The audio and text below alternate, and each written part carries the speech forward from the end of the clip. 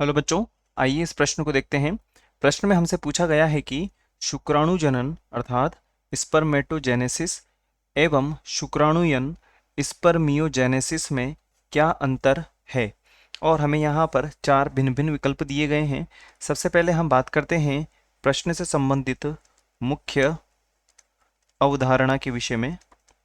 मुख्य अवधारणा जो कि संबंधित होगी शुक्राणु शुक्राणु जनन एवं शुक्राणुयन से।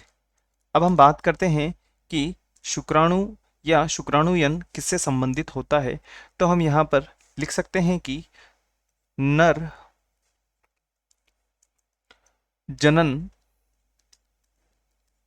तंत्र की यदि हम बात करें तो नर जनन तंत्र में जो मुख्य रूप से, या हम एक तरीके से कह सकते हैं जो प्राथमिक हमारे पास अंग होता है वो क्या कहलाता है, वो कहलाता है हमारे पास टेस्टिस।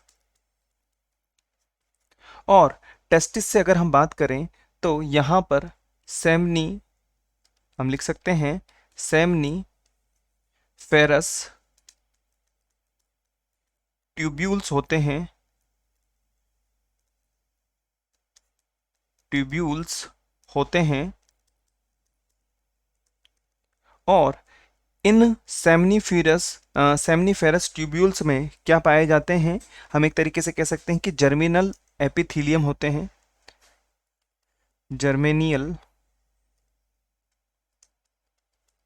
एपिथीलियम होते हैं।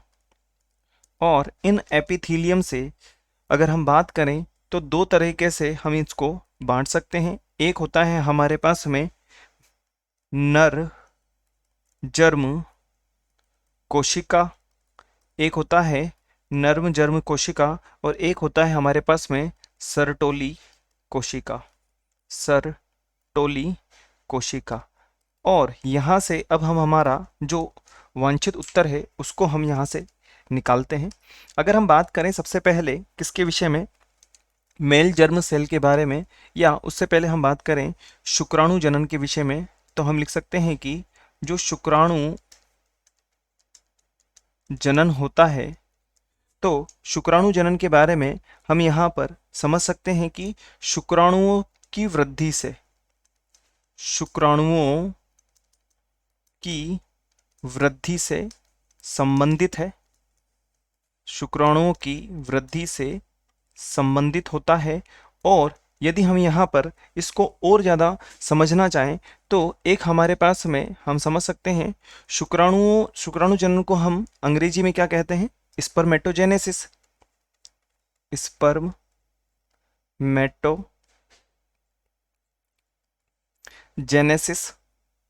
और यहीं से हमारे पास में एक अलग से हम यहाँ पे समझ पाएंगे कि एक होता है हमारे पास में इसका जब मियोसिस होता है, मियोसिस, या एक तरीके से कह सकते हैं हम अर्धसूत्री विभाजन। तो अर्धसूत्री विभाजन के दौरान क्या होगा, स्पर्मेटिड बनते हैं। क्या बनते हैं, स्पर्मेटिड बनते हैं।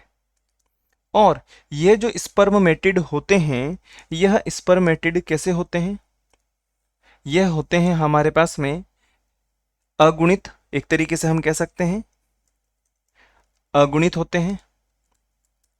अगुणित के साथ साथ हम यहाँ पर लिख सकते हैं कि इनके पास में कोई कार्यविधि नहीं होती या क्रियाविधि नहीं होती। कार्यविधि या क्रियाविधि एक ही बात है।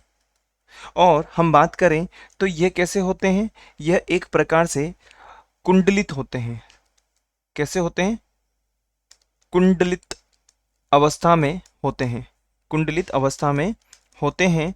और यहाँ से जो है हम एक तरीके से कह सकते हैं कि शुक्राणु बनते हैं। और यह जो शुक्राणु बनने की प्रोसेस या क्रियाविधि, या एक तरीके से हम कह सकते हैं जो हमारे पास में चरण होता है, ये क्या कहलाता है, ये हमारा कहलाता है शुक्राणुयन। क्या कहलाता है, शुक्राणुयन कहलाता है। और इस प्रकार से बनने की जो पूरी की पूरी क्रियाविधि है, ये क्या कहलाएगी, हमारी शुक्राणु जनन कहलाती है। क्या कहलाती है? शुक्राणु जनन कहलाती है। तो हमने इसको पूरी तरीके से समझ लिया है। अब हम बात करते हैं कि दिए गए विकल्पों के विषय में। तो पहला विकल्प हमारे पास में शुक्राणु जनन में शुक्राणुओं का सर्टोली कोशिकाओं से। तो हमने अभी देखा कि जो शुक्राणु हैं वो सर्टोली कोशिका से शुक्राणु जनक नलिकाओं की गुहिकाओं में मोचन होता है, जबकि शुक्राणुयन की अगर अपन बात करें तो उसमें सिर्फ और सिर्फ किसका होता है? शुक्राणु ही बनते हैं। तो हमने यहाँ पे देखा है कि जो शुक्राणुयन है उसमें सिर्फ और सिर्फ किसका मोचन हो रहा है? शुक्राणुओं का हो रहा है। तो हम कह सकते हैं कि विकल्प ए जो है वह बिल्कुल सही होगा। अगर हम बात करें शुक्राणु जनन में शुक्राणु बनते हैं, तो ऐसा नहीं है। स्पर्मियोजेनेसिस अर्थात इस शुक्राणुयन के अंदर ही क्या होते हैं? शुक्राणुओं का निर्माण होता है। तो विकल्प बी गलत हो जाएगा। अगर हम बात करें विकल्प सी के बारे में, तो शुक्राणु जनन में शुक्राणु पशु बनते हैं और जबकि शुक्राणुयन में जो है शुक्राणु बनते हैं, ऐसा भी नहीं होता, क्योंकि यहाँ पर हमने पूरा का पूरा सर्टोली कोशिकाओं से संबंधित किया है। तो हमारा विकल्प ए ही सही रहेगा। और अंत में हमें दिया है शुक्राणुओं का सर्टोली कोशिकाओं से शुक्राणुजनक नलिकाओं में गुहिकाओं में मोचन होता है, तो ऐसा भी नहीं है। तो हम यहाँ पर लिख सकते हैं कि विकल्प ए जो है,